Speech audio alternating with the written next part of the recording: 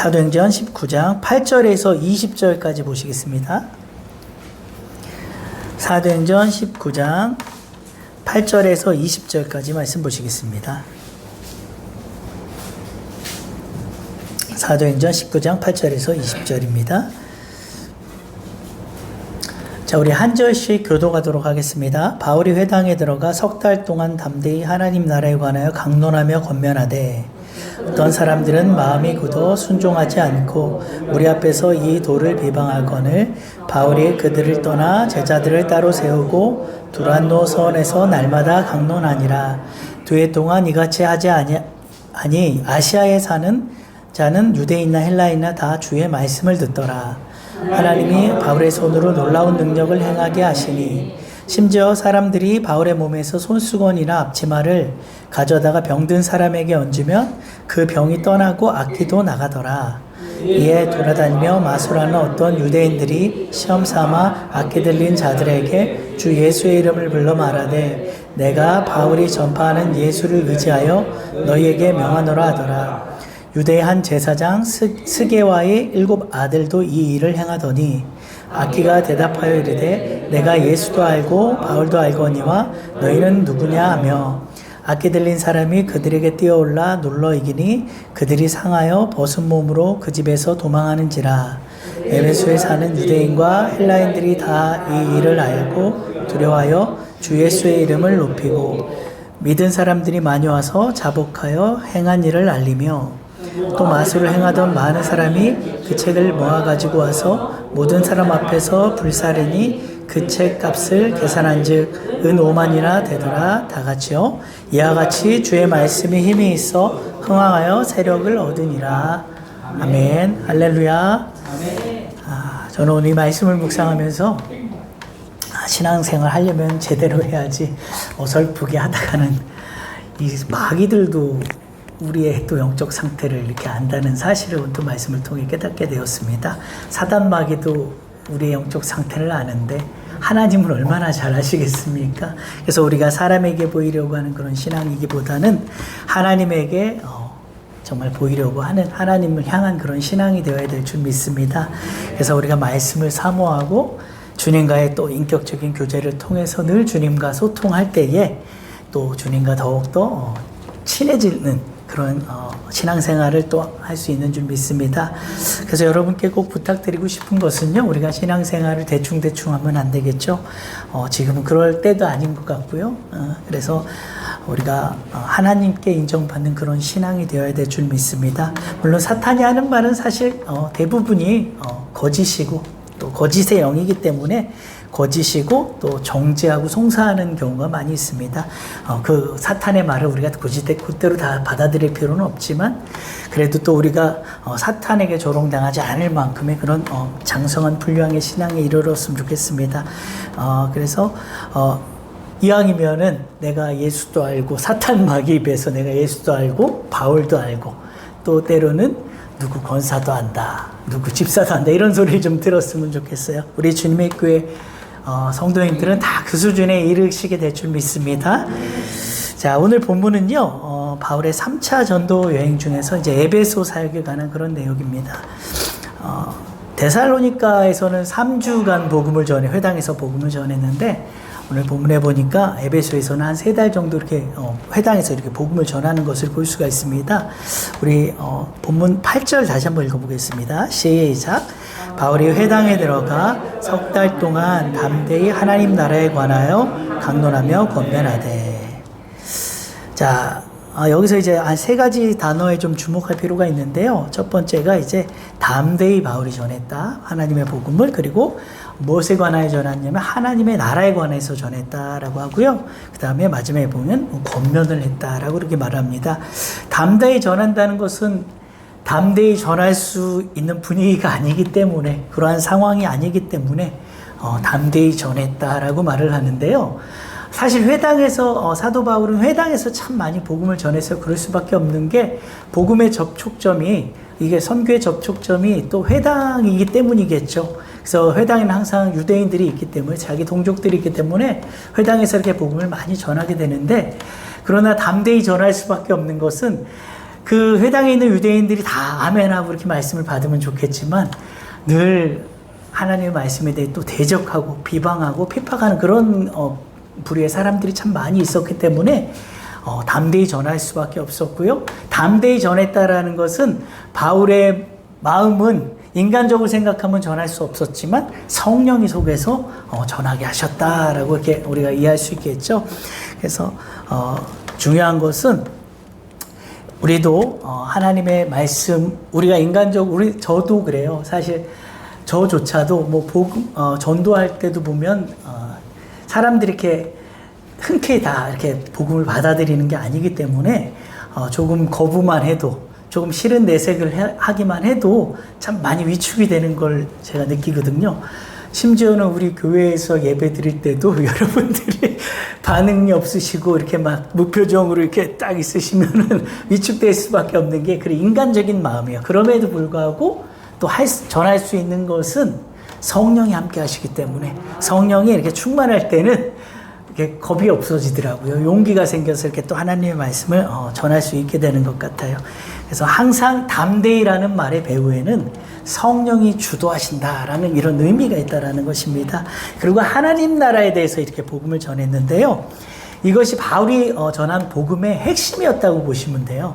당시 유대인들은 누구보다도 구약 성경에 대해서 많이 알고 있는 사람들이기 때문에 그들은 하나님 나라를 기대하고 고대하고 또 메시아가 오셔서 자기들의 어떤 그런 압제, 로마로부터의 그런 압제, 당시에 그 자기들의 어떤 그 압제로부터 자기들을 구원해줄, 해방시켜줄 그런 메시아를 항상 기대하는 그런 메시아관이 있었단 말이에요. 그러니까 이들에게 하나님 나라를 전하는 거죠. 그런데 그 하나님 나라가 이들이 생각한 것과는 다르게 예수 그리스도가 곧 메시아이시고 그 메시아가 이 땅에 오셔서 하나님 나라를 이미 이 땅에 이루셨고 또 이루어가고 계신 중이다라는 것을 선포를 한 거죠.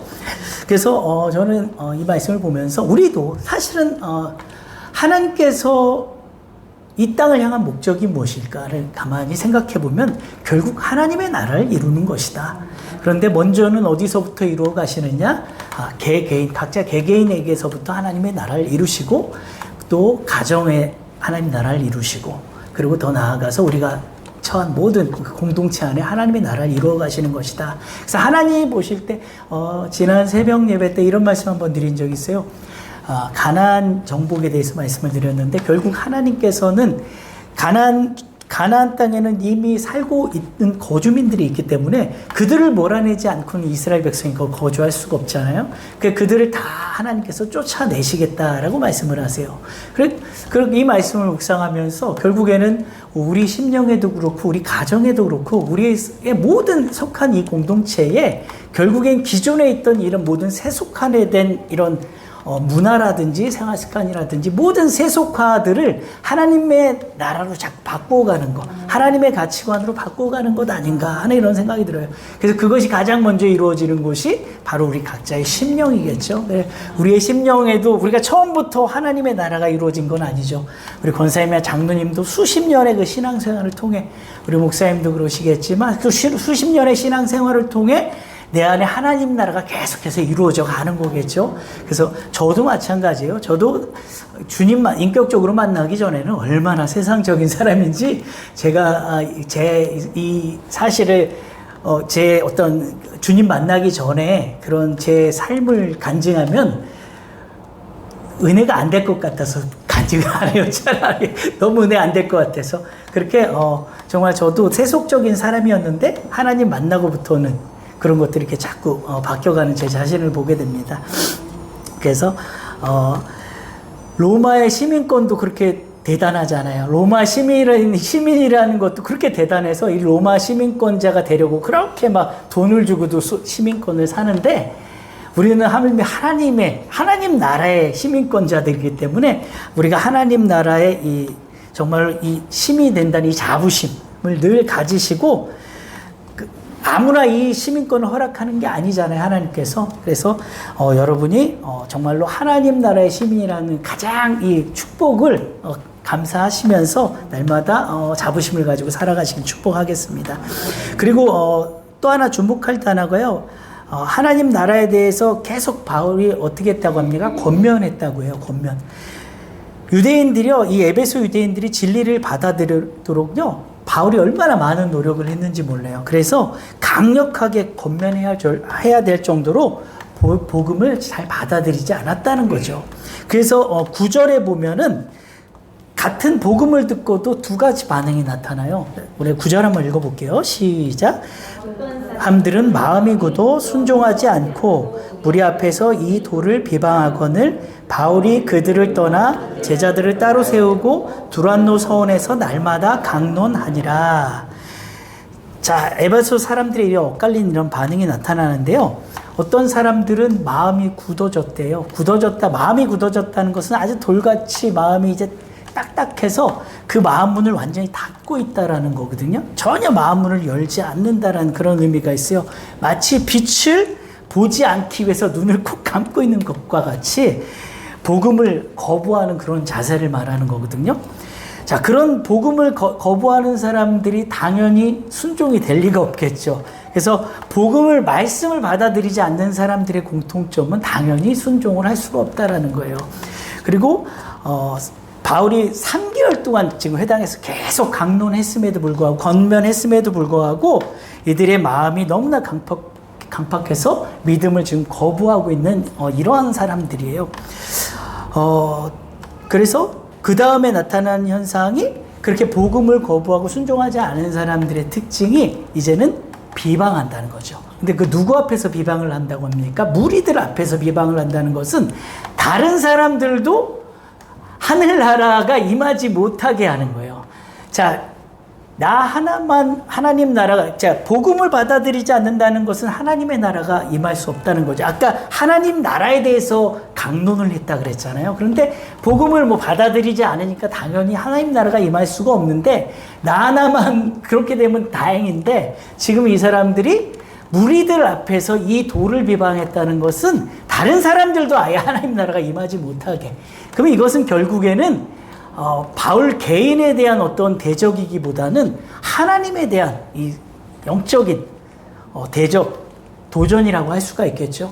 그래서 우리 눈에 보이지 않지만 이렇게 영적인 세계에서는 이렇게 사탄 마귀들이 계속해서 하나님 나라에 도전을 한다라는 거죠. 왜 그렇습니까? 이미 자기들의 나라를 구축했거든요. 그런데 그걸 자꾸 하나님의 나라로 바꾸려고 하니까 싫어하는 거예요. 그러니까 지금 이 유대인들은 이미 자기들이 그동안 지키고 있던 그 율법 안에서 충분히 만족하며 살고 있고 기득권을 누리며 이렇게 자기들 나름대로 만족하며 사는데 그걸 다 무너뜨리려고 하니까 자꾸 거부하는 거겠죠. 그래서 저도 제가 예전에도 한번 간증드렸지만 저도 하나님의 말씀이 은혜가 안 될 때는요. 이제 은혜가 안 된다는 것은 그 말씀에 대해서 제가 아멘이 안 된다는 거겠죠. 제가 청년 때 정말 그랬어요. 아멘이 안 되니까요. 어느 순간에는 하나님 말씀에 대적을 해요. 진짜로. 참 신기하더라고요. 그러니까 하나님의 말씀이 내 마음에 딱 이렇게 드는 그런 말씀들은요. 다 아멘으로 받아져지는데 때로는 그렇지 않은 말씀들이 있어요. 목사님들이 항상 내 마음에 맞는 말씀만 선포하는 게 아니에요. 하나님이 꼭 그렇게만 하시지 않더라고요. 때로는 우리의 어떤 성장을 위해서는 때로는 진짜로요. 찌르는 말도 하세요. 찌르는 말도 하는데 그때 사실 그 목사님이 무슨 죄가 있겠어요. 목사님은 이제 하나님의 어떤 성령의 물론 하나님이 주시지도 않은 말을 막 하면 안 돼. 그거는 정말 잘못된 거겠죠. 하나님이 자기 감정에 의해서 막 이렇게 말씀을 전하는 건 물론 안 되겠지만 하나님의 성령에 의해서 때로는 성도들이 무슨 어떤 구약의 이스라엘 백성도 보면은 하나님께 불순종하고 또 이방에게 절하고 할 때는 하나님께서 선지자를 통해서 정말 무서운 말씀 많이 하시잖아요. 그런 것처럼 때로는 그렇게 하실 때가 있으세요. 신앙이 성장해 가면 갈수록 하나님이 그렇게 하실 때가 있는데 그럴 때는 제가 그 말씀들을 참 못 받겠더라고요. 못 듣겠더라고요. 듣기 좋은 소리만 이렇게 해야 되는데 때로는 제 속을 이렇게 좀 후벼판다 그럴까요? 그런 말씀을 하실 때는 그거 아멘도 안 될 뿐더러 그 말씀에 대적하고 있는 제 자신을 발견하게 되더라고요.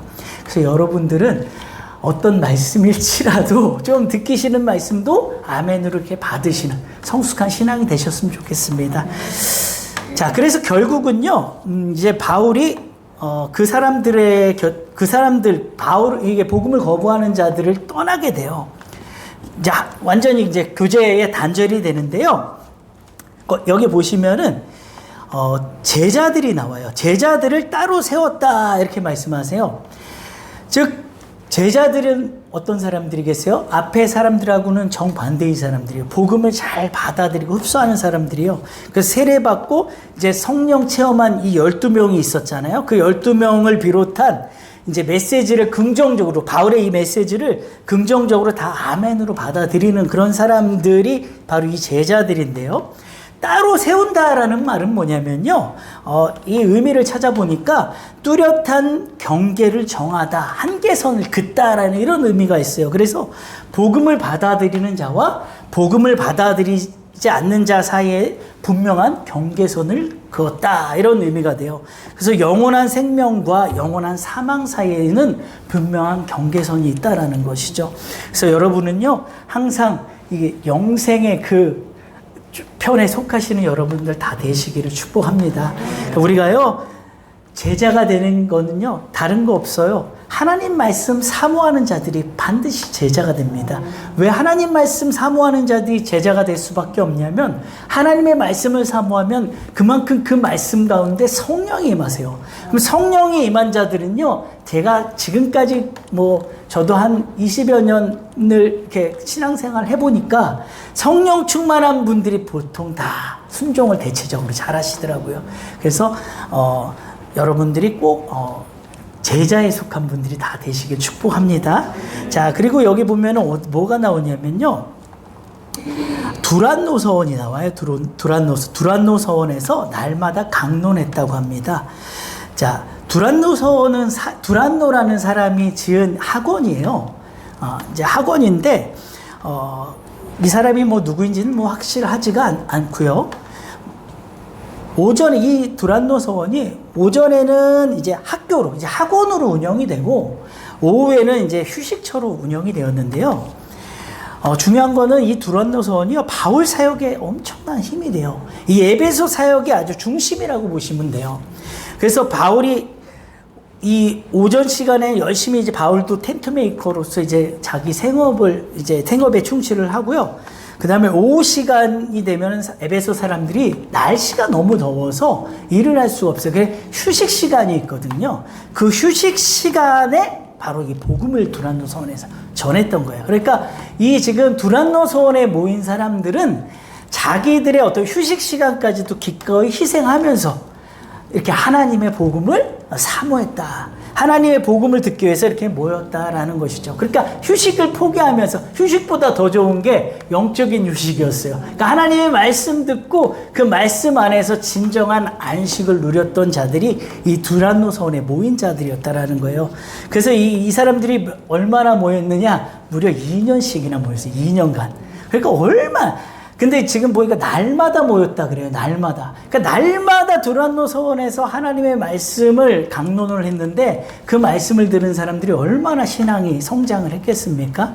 그래서 우리 주님의 교회도 날마다 예배가 있잖아요. 새벽 예배, 수요 예배, 또 금요 예배, 주일 예배까지 날마다 말씀을 사모하는 여러분들은 정말 축복받은 분들인 줄 믿습니다. 그래서요, 나중에 제가 이건 확실하지 않아요. 제 생각인데, 여러분이 나중에 하나님께 이제 주님 앞에 설 때에 정말 주님이 받은 말씀 많이 보실 것 같아요. 물론 받은 말씀을 우리가 실천하는 것까지 보시겠지만, 그 열매까지 보시겠지만, 얼마나 예배 참석 많이 하고 얼마나 하나님의 말씀을 사모해 들었는지 이거 정말 물으실 것 같아요. 그러니까 저는요, 제가 날마다 철야 예배 드린 곳에서 제가 사역을 하고 또 거기서 오랜 신앙생활을 했는데, 저는 거기서 신앙생활하고 저에게 남은 건요, 아무것도 없고, 정말 저에게 남은 거는요, 신앙의 뿌리가 조금 깊어졌다는 거예요. 근데 그 신앙의 뿌리가 뭘로 됐냐? 매일 들은 말씀으로 됐어요. 매일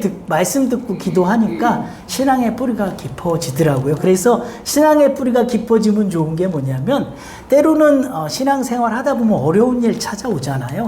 목사도 고비가 있어요. 때로는 생활 속에 고비가 있는데 그런 고비 때마다 그래도 다행히 주님을 붙들 수 있는 그 은혜가 있다라는 것이죠. 그래서 이렇게 세상에서는 뭐 이렇게 하다가 실망하고 실족하면은 막 술도 마시고 막 또 극단적인 선택도 하고 하는데 그래도 신앙의 뿌리가 깊게 되면은 그런 선택은 안 하더라고요. 결국은 하나님 안에서 해결하려고 많이 노력을 하게 돼요. 그런 은혜가 있다라는 것이죠. 그래서 우리 주님의 교회 성도님들은 다 그런 분들이신 줄 믿습니다. 네. 그래서 여기 지금 모이신 분들이 꼭 두란노 서원에 모이신 분들 같으세요. 항상 이렇게 수요일마다 오시는 분들. 물론 또 온라인으로 계속해서 이렇게 예배 드리시는 분들도 있지만 이렇게 또 사모에 나오신 여러분들이 꼭 그런 성도님들 같습니다. 자, 그래서 여기 보시면은 우리 10절 한번 읽어보겠습니다. 10절 시작. 두 해 동안 이같이 하니 아시아에 사는 자는 유대인이나 헬라인이나 다 주의 말씀을 듣더라. 자, 두 해 동안 이같이 했대요. 바울 대단하죠. 그러니까 에베소에서 그만큼 열매가 많이 맺힌 거예요. 말씀을 또 거부하는 자들도 있었지만 하나님 말씀을 그렇게 또 순종하고 잘 받아들이는 사람들이 많았기 때문에 이렇게 오랜 시간을 결과적으로 한 3년 가까이 에베소에서 사역을 했는데요. 뭐라 그럽니까? 아시아에 사는 자는 유대인이나 헬라인이나 다 주의 말씀을 들었다. 원래 아시아 사역을 바울이 계획했었어요. 아시아에서 복음을 전하려고 그렇게 노력했지만 성령이 강권적으로 막으시는 바람에 결국 유럽으로 그 방향을 돌렸잖아요. 그래서 유럽으로 돌려서 뭐 빌립보, 데살로니가, 베레아, 아덴, 뭐 고린도 이런 곳에서 복음을 전하다가 하나님의 때가 되니까 이제 에베소를 중심으로 해서 이제 아시아 사역을 하나님이 시작을 하시더라고요. 그래서요, 사역은 우리의 계획대로 되는 건 아닌 것 같아요. 목사님도 그런 말씀 자주 하시는데 내가 계획하고 생각한 대로 되지 않더라. 하나님의 성령께서 이끌어 가시는 것 같아요. 철저하게. 그래서 바울도 자기가 계획한 때에 그때 성령의 역사도 일어나고 하니까 이제 아시아에서 전도하면 참 좋겠다 하고 계속해서 하려고 노력했지만 안 되더라고요. 성령이 막으시면 할 수가 없는 게 하나님의 이 사역인 것 같아요. 그래서 우리의 사역이요, 늘 하나님께서 계획하신 대로 그대로 따라가는 사역이 되었으면 좋겠습니다. 우리가 하나님을 앞서가서도 안 되고 또 하나님하고 전혀 방향이 달라서도 안 되겠죠. 그래서 이 바울 사역의 바울 사역의 핵심은 오직 성령이 주도하신 사역이다. 하나님이 계획하신 사역이다라는 것 꼭 기억하셨으면 좋겠고요. 결국 3차 전도 여행에서 이 에베소를 중심으로 아시아 지역을 거의 대부분 이렇게 전도를 하게 되고요. 그래서 소아시아 선교에 엄청난 영향을 끼치게 됩니다. 그래서 요한계시록의 7교회가 탄생될 수 있었던 것도 바로 이 에베소를 중심으로 한 이 소아시아 선교가 부흥이 되었기 때문이라고 할 수가 있겠죠. 그래서 하나님은요, 하나님의 때에 하나님의 방법으로 이루어 가신다라는 이 사실을 여러분 꼭 믿으시기 바랍니다. 자, 그리고 우리 11절 한번 또 읽어보겠습니다. 11절 시작. 하나님이 바울의 손으로 놀라운 능력을 행하게 하시니. 자, 12절까지 계속 읽어보겠습니다. 시작. 심지어 사람들이 바울의 몸에서 손수건이나 앞치마를 가져다가 병든 사람에게 얹으면 그 병이 떠나고 악기도 떠나더라. 자, 말씀을 사모하는 곳에요, 기적과 은사가 많이 나타납니다. 그래서 지금 에베소 이 사역 가운데도 그런 능력이 나타났는데요. 바울의 손으로 놀라운 능력을 이제 하나님께서 행하게 하셨다. 12의 혈류증 걸린 그 여인도 예수님의 옷자락을 만질 때에 그 병이 즉시 치료가 되었고요. 사도 베드로도 사도 베드로의 그림자만 밟아도 병자가 치유되는 이런 사건이 있었잖아요. 이런 것처럼 이 다 연관성이 있는 성령의 사역이라고 할 수가 있습니다. 그래서 예수님의 행하신 이 사역과의 그런 어떤 연속성이라고 할 수가 있는데요. 그래서 그것을 바울의 이 사역 자체가 바울 개인의 사역이 아니라 하나님으로부터 기인된, 예수 그리스도로부터 기인된 사역이라는 것을 우리가 알 수가 있습니다. 자, 그리고 바울이 이제 천막을 만들면서 이제 땀 닦던 그 수건과 또 작업용 그 앞치마를 가져다가 병든 사람에게 얹으면 막 병이 치유되고 막 악기도 떠나가고 막 이런 역사가 일어났어요. 우리 주님의 교회도 그런 역사가 일어날 줄 믿습니다. 자, 그런 역사가 일어나려면요, 성령이 충만해야 돼요. 그러니까 이곳이 성령의 불바다가 돼버려야 돼요. 그 가장 가능성 있는 시간이 언제냐면요, 금요철이에요. 금요철아. 그 금요철에 막 이 찬양 때부터 막 뜨거운 역사가 일어나야 되고, 여러분의 문이, 심령 문이 막 활짝 열리고, 여러분이 오직 하나님께 다 집중하시고, 하나님께 딱 전부가 다 마음이 딱 꽂혀버리면요, 역사가 일어나죠. 정말 우리 교회 또 이렇게 환자분들 오시잖아요. 이분들 여기 오셨는데 치유되셔야죠. 마음만 치유될 것이 아니라 육적으로도 다 치유되시, 고침받아야죠. 세상에서 그렇게 불가능한 일 여기서 일어나야죠. 그래야 우리 주님의 교회가 정말 성령 충만 살아있는 교회 되는 거 아니겠습니까? 이런 교회 되려면요, 정말 하나님께 다 맡겨야 돼요. 우리가 하나님께 정말로 우리의 온 마음을 다 쏟아야 될 줄 믿습니다. 그런데 여기서요 보니까 흉내내는 사람들 나와요. 흉내내는 마술사들. 흉내내면 절대 안 돼요. 이게 흉내내서 될 것 같으면 하나님의 사역이, 그러면 누구나 다 하게요. 그러나 절대로 하나님의 사역은 흉내내서 될 수가 없죠. 자, 우리 13절 한번 읽어볼게요. 시작. 이에 돌아다니며 마술하는 어떤 유대인들이 시험 삼아 악게 들린 자들에게 주 예수의 이름을 불러 말하되, 내가 바울이 전파하는 예수를 의지하여 너희에게 명하노라 하더라. 자, 14절도 읽어보겠습니다. 시작. 유대의 한 제사장 스게와의 7 아들도 이 일을 행하던 15절까지요. 시작. 악기가 대답하여 이르되 내가 예수도 알고 바울도 알거니와 너희는 누구냐 하며. 자, 여러 곳을 이렇게 돌아다니면서 귀신을 쫓는 일을 하였던 당시 유대인 마술사들이 있었는데요. 에베소에. 자, 이들이 이제 이 바울의 신유의 기적을 보니까, 사실 뭐 어찌됐건 이들도 뭐 점치는 사람들이다 보니까 또 그런 사람 눈엔 그런 사람이 잘 들어온다고 바울의 이 기적을 보니까 이게 범상치가 않은 거예요. 그래서 저 능력은 정말 너무나 놀랍다. 그래서 자기들도 이제 한번 따라해 보겠다고 이제 예수의 이름으로 이제 그 일을 하는데, 귀신이 뭐라고 합니까? 내가 예수도 알고 바울도 하는데 너희는 누구냐? 이렇게 얘기를 하잖아요. 자, 왜 이런 일이 일어나냐면요. 자, 바울은요, 하나님의 영으로 충만한 사람이고 성령 충만한 사람일 뿐만이 아니라 예수의 이름을 전적으로 신뢰하고 지금까지 그 예수의 이름 하나 믿고 여기까지 3차 전도행까지 온 사람이에요.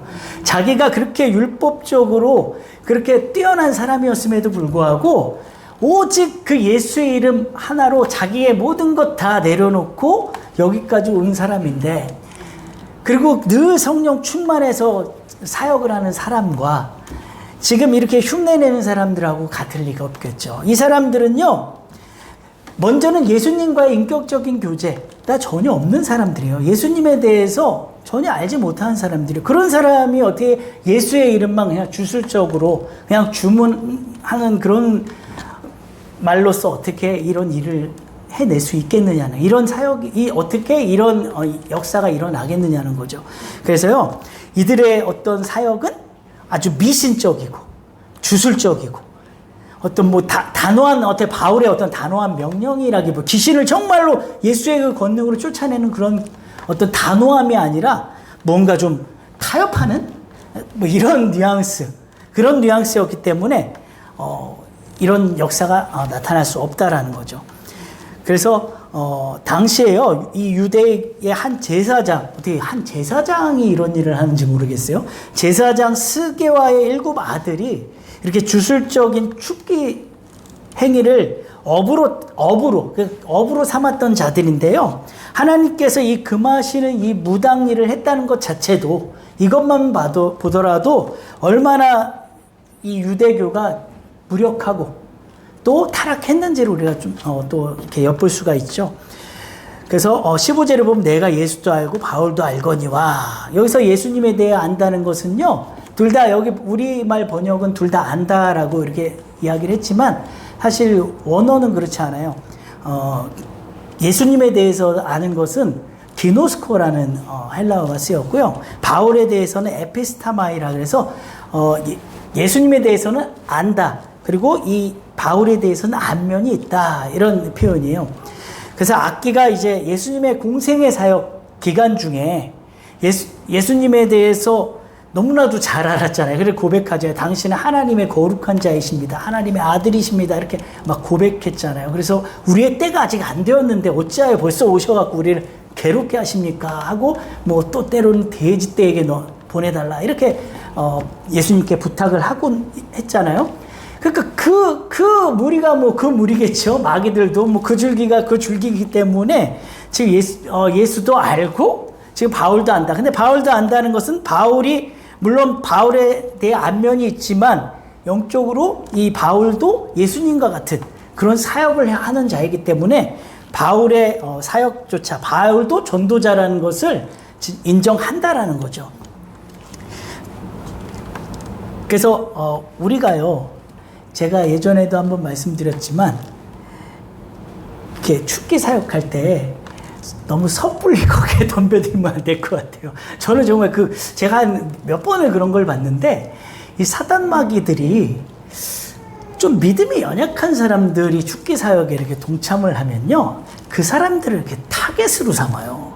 그래서 그 사람들을 때로는 비웃고 조롱하기도 해요, 진짜로.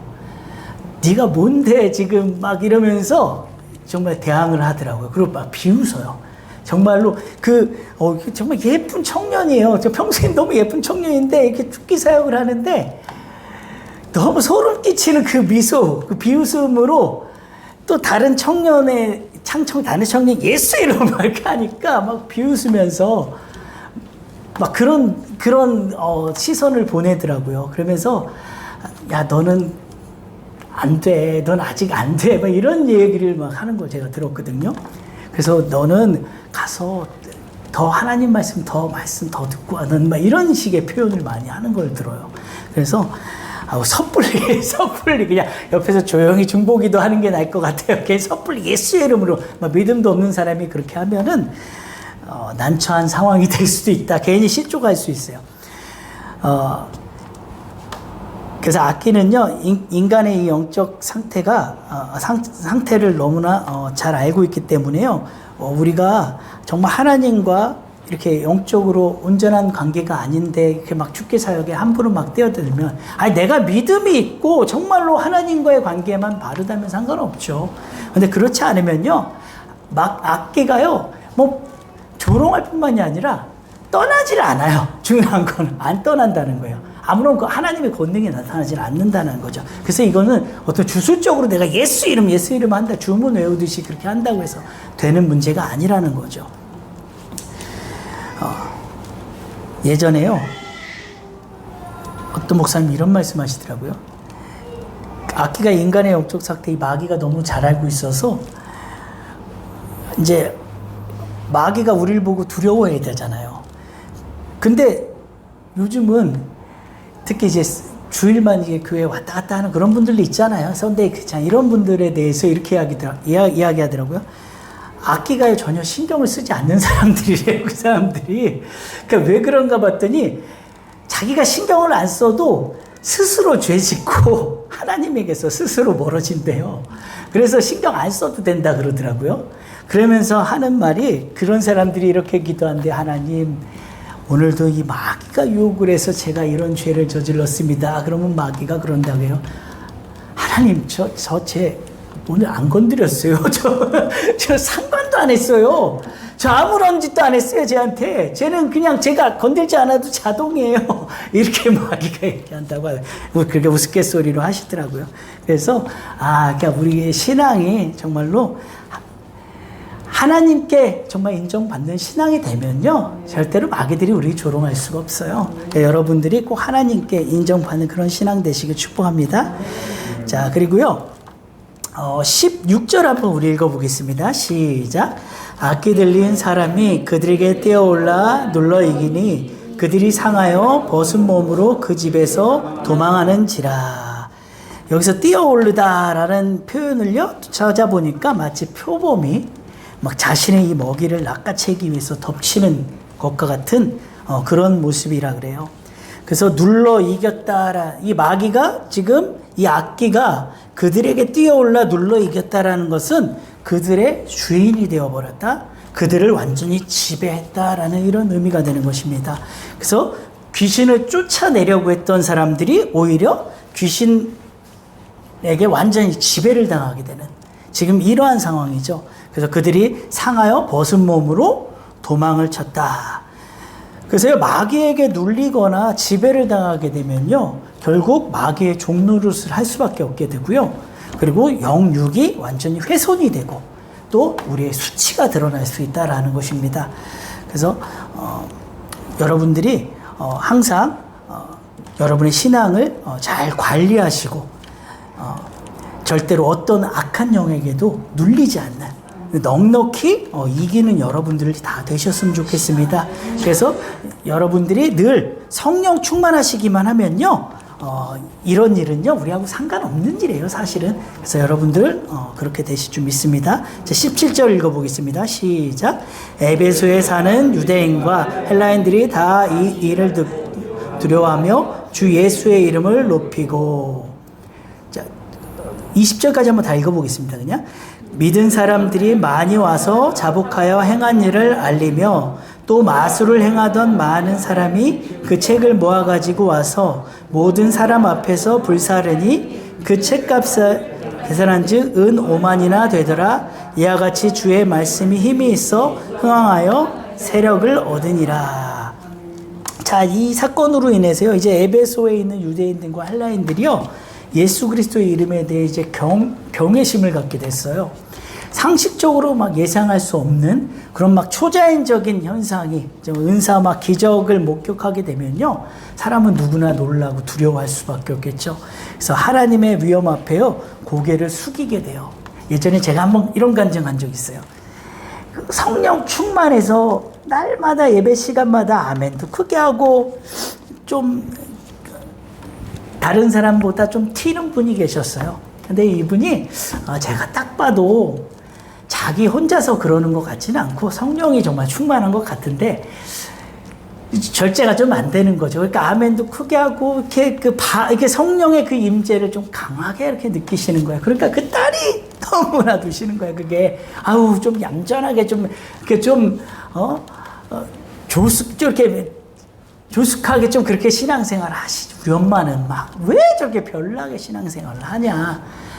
그래서 엄마를 얼마나 정죄하고 그러지 말라고 예배 시간에 좀 조용히 있으라고, 조용히. 아멘도 조용히 하고, 왜 이렇게 아멘도 크게 하고, 왜 이렇게 다른 사람한테 방해가 되게 왜 그러냐고 막 그렇게 엄마를 구박을 한 거예요. 핍박하긴 핍박을 했죠. 그런데 며칠 후에요, 그 딸에게 예배 시간에 엄청난 성령이 임해버렸어요. 그래가지고 제가 저번에 간증 한번 드렸지만 어느 정도였냐면요, 이게 너무 기억이 선명한데, 그 자매가 예를 들어서 한 요 맨 앞자리에 앉아 있었잖아요. 그러면 성령이 말씀이 그냥 선포돼. 아니 본인에 대해서 얘기하지도 않아요. 그냥 목사님은 말씀만 선포를 하시는데 성령이 너무 강하게 임하니까 이 사람이 뒤로 밀려가는 거예요. 의자가 밀려서 사람들이 다 일어났어요. 의자가 너무 밀리니까. 그러니까 이 친구가 법대 나온 친구예요. 그래서 상당히 이성적인 사람인데 상당히 엘리트예요. 얼마나 똑똑한지 몰라요. 자매인데.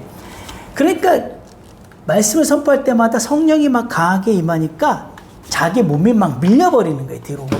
그래서 어디까지 밀렸냐? 제가 정말 거짓 안 보태고 우리 저기 목사님, 원로 목사님 계시는 데까지 밀려간 거예요, 의자가. 그렇게 성령이 강하게 임하신 거예요. 그러니까 성령의 임재에 대해서 우리가 사실 이게 말할 수 없어요. 하나님이 임하시면요, 그분이, 그 권사님이 자기는 막 절제하려고 안 하려고 해도 어쩔 수가 없어. 너무 강하게 임해버리면은 그 절제가 안 되는 거예요. 그래서 여러분, 그 일로 인해 얼마나 우리가 다 놀랬겠어요. 그래서 우리가 그때 무슨 깨달음을 얻었냐면, 저도 하나님의 성령께서 하시는 일에 대해서는 우리가 함부로 판단해서는 안 되는 거구나. 하나님이 하시는 일은 하나님이 하시게끔 우리가 열어드려야 돼요. 그래서 절제의 은사에 대해서 하나님이 그때 저한테 어떤 음성을 주셨냐면, 야, 절제는 잘 들어라 너희들, 이러면서 절제라는 거는 너희의 세상적인 걸 절제하는 거지 하나님의 임재를 절제하는 게 아니야, 이러시더라고요. 하나님의 성령, 하나님의 임재를 절제하는 게 아니라 세상적인 너희의 세상적인 그런 것들을 너희가 절제하는 거야, 이렇게 말씀하시더라고요. 그래서 저는 예배 시간에 성령이 너무 강하게 임하면 절제해야 되는 걸로 알고 있었어요. 같이 예배하니까 절제해야 되는 걸로. 그런데 하나님은 그게 절제 아니라고 그러시더라고요. 모르겠어요. 여러분들이 한번 요거에 대해서 한번 요 말씀 한번 묵상해 보세요. 저는 이제 그렇게 알고 있는데, 그래서 다 같이 정말 그렇게 성령의 임재를 그냥 열어드릴 때에 역사가 일어나는 거 아니겠습니까? 우리가 너무 그걸 제한하면은, 인간적으로 제한해버리면요, 솔직히 역사가 일어나기가 힘들죠. 예를 들어서 성령이 막 제한 없이 막 충만할 때에 정말 병자들이 막 치유되는 역사가 일어나는 거예요. 근데 우리가 이성적으로 너무 제한하면요, 오히려 그래서 안 일어날 수도 있다는 거예요. 이거 한번 여러분 한번 묵상 꼭 해보세요. 그래서 이 에베소 사람들이 이제는 예수님뿐만이 아니라 이제 바울도 두려워하는 거예요. 그래서 여러분이요, 우리가요, 정말 성령 충만하고 우리 가운데서 하나님의 역사가 나타나면요, 사람들이 우리를 함부로 대할 수가 없어요. 사람들조차도요, 우리를 존귀하게 여길 수밖에 없는 거예요. 그래서 여러분이 절대로 사람 의식할 필요 없으시고요, 하나님 의식하는 신앙 되셨으면 좋겠습니다. 하나님 의식하는 신앙 되시면요, 하나님이요, 사람들 가운데 존귀하게 만들어 버리시더라고요. 이 사도 바울이요, 그래서 사람들까지도 이제는 사도 바울을 두려워할 정도로. 그래서 하나님의 권능이 임한 자, 성령 충만한 자들은 왜 영성이 있다 그러잖아요. 그 영성 있는 사람들은요, 진짜 지나가기만 해도 그 아우라가 있다 그러잖아요. 그래서 하나님의 이 영적인 기운이 느껴지기 때문이에요. 여러분들이 다 그런 분들이신 줄 믿습니다.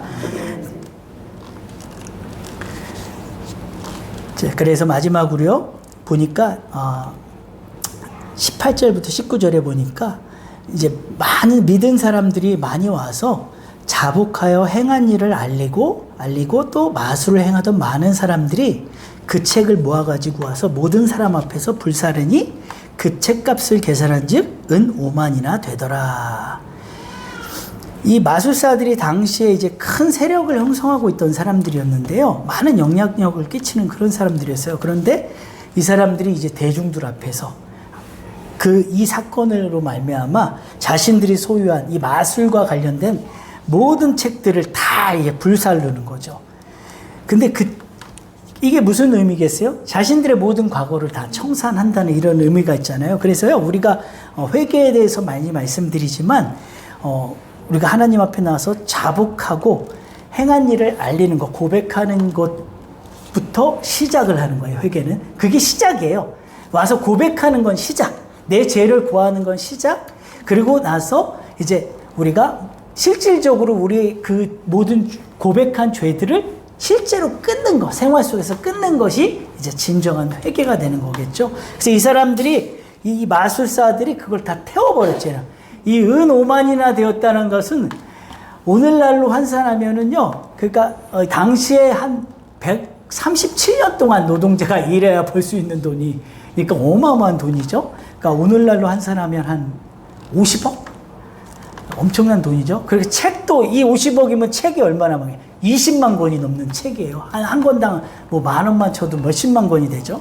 그 많은 책을 가져와서 다 불살랐다는 것은 이 마술사들의 당시 영향력이 상당했다라는 거죠. 근데 이 사람들이 지금 하나님 앞에 꼬꾸라졌다라는 거예요. 그러니까 에베소에서 이렇게 오랜 사역을 하게 되었던 거죠. 이게 놀랍게 역사가 일어나니까. 그래서 정말 무당 한 명 전도하면은 그 무당에 딸린 사람들이 다 전도되어서 온다는 말도 있어요. 그래서 우리가 항상 정말 진정한 회개, 이 사건을 통해서 진정한 회개가 무엇인지를 우리가 좀 깨달을 필요가 있고요. 죄의 고백뿐만이 아니라 이 생활 속에 그 과거의 옛 생활을 완전히 청산하는 데까지 이르러야 한다라는 것이죠. 그래서 이들의 어떤 이런 과감한 결단이 정말로 하나님의 또 믿음을 소유할 수 있게 된 그런 결정적인 이유가 된 거겠죠. 그래서 20절에 보니까요, 마지막으로 이와 같이 주의 말씀이 힘이 있어 흥왕하여 세력을 얻으니라. 자, 여기서 이 힘은 무슨 힘이겠습니까? 하나님의 어떤 주권, 권능, 통치권, 강력하게 이렇게 지배하는 힘을 말하는 거예요. 그러니까 이 하나님의 주의 말씀은요, 우리를 지배하는 힘이 있으시다라는 거예요. 그러니까 그 말씀의 지배를 받는 거예요, 우리가. 그래서 우리가 말씀의 지배를 받게 되면은요, 늘 흥황하게 된다는 거죠. 그리고 세력을 얻는다라는 거예요. 이게 세력이 뭐 믿는 사람들이 많아진다라는 이런 세력도 되지만요, 영적인 세력을 말하는 거예요. 영적인 하나님의 힘이 주어진다라는 거예요. 우리가 날마다 하나님의 말씀을 사모하고 하나님의 말씀의 힘을 받게 되면요, 그 힘으로 말미암아 우리의 삶이 날마다 흥황하여 가고요, 날마다 열려져 가고 세력을 얻게 된다. 즉 그 말씀의 세력, 하나님의 이 천군 천사, 그러한 영적인 세력들이 날마다 우리와 함께하기 때문에 우리가 삶 가운데 늘 승리하는 삶을 살 수 있게 된다라는 것이죠. 그래서 여러분들이 하나님의 나라를 멸하시고 사탄의 나라를 멸하시고 하나님의 나라를 세워가시는 우리 주님의 교회 모든 성도님들 되시기를 축복합니다.